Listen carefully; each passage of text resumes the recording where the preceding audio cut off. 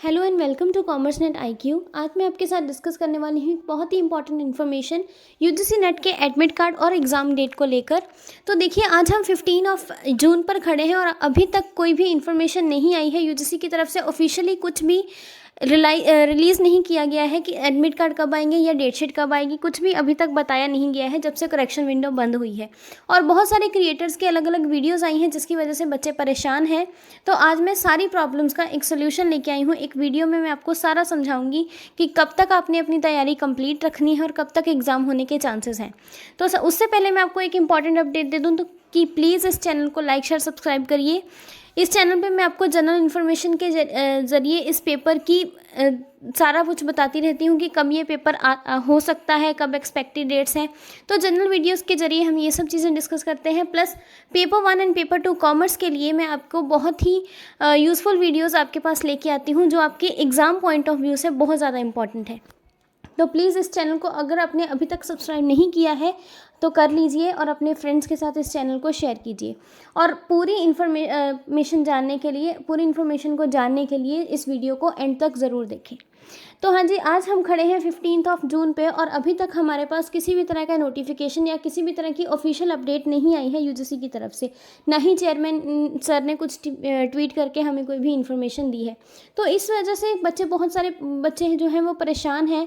वो ये सोच रहे हैं कि पता नहीं एग्ज़ाम डिले ना हो जाए या कुछ एक्स्ट्रा ऑर्डिनरी डिले ना हो जाए जिसकी वजह से उनकी जो मेहनत है वो ख़राब हो जाए। और दूसरी सबसे इम्पॉर्टेंट जो इसका डिसएडवांटेज क्या है, ये है कि बच्चे जो हैं पढ़ने के लिए मोटिवेट नहीं हो पा रहे हैं। तो उसके लिए मैंने आपको सबसे पहले तो मैं आपको ये बता दूं कि डीमोटिवेट बिल्कुल नहीं होना है।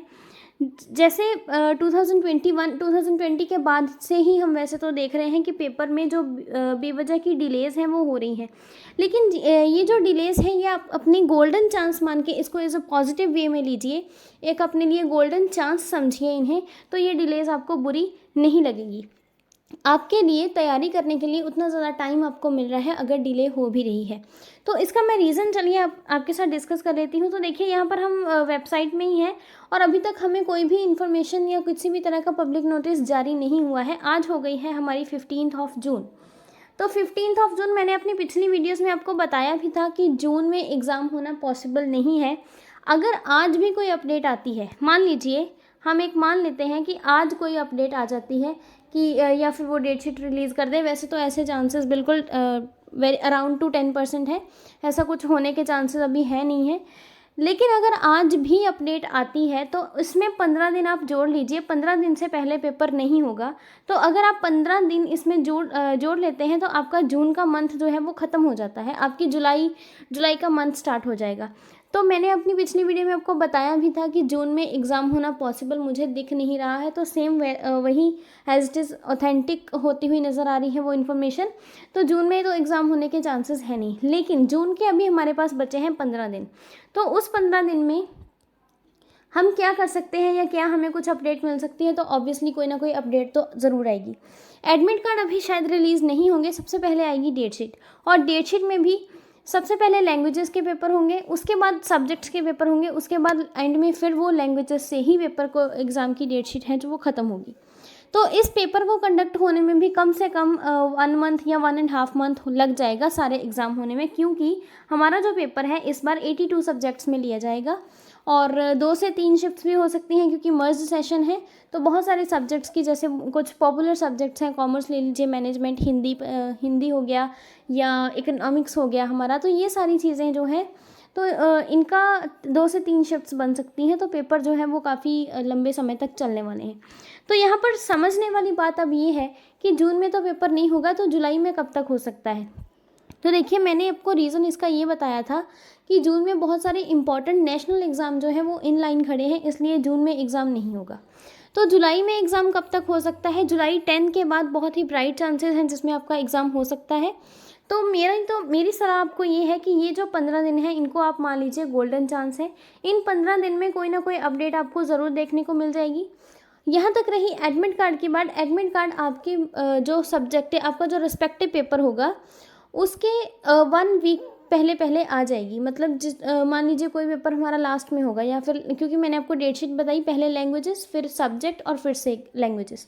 तो उसमें क्या है कि आपका रिस्पेक्टिव पेपर जब भी होगा उससे एक दिन पहले, एक हफ्ता पहले मतलब आपका एडमिट कार्ड आपके पास मिल जाएगा, जिसके अंदर आपको अपने सेंटर के बारे में या और सारी इन्फॉर्मेशन, जो आपका जो शिफ्ट है उस वो सारी की इन्फॉर्मेशन जो है वो दी हुई होगी।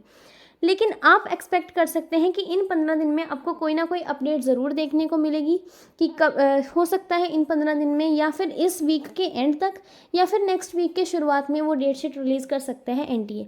वैसे मैं भी आपके बिहाफ में एनटीए के साथ कनेक्ट करने की कोशिश कर रही हूँ जैसे ही मुझे कोई इंपॉर्टेंट इन्फॉर्मेशन मिलती है उनके बिहाफ से, क्योंकि मैं कोई अनऑथेंटिक इन्फॉर्मेशन आपको देना नहीं चाहती हूँ।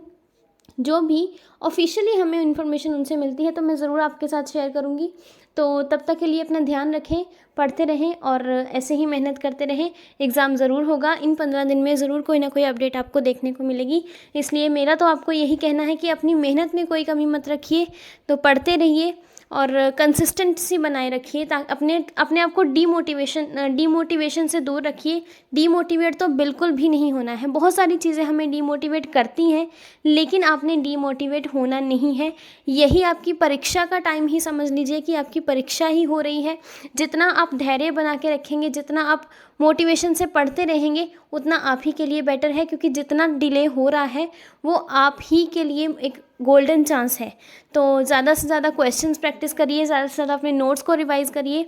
मैं भी कोशिश करूँगी कि कुछ ऐसे टॉपिक्स आपके पास लेके आऊँ कि चाहे वो थ्योरी सेशंस में ही लेके आऊँ कि जिनसे बार बार क्वेश्चन पूछे जा रहे हैं और एक्सपेक्टेड है कि वो पूछा जा सकता है आगे।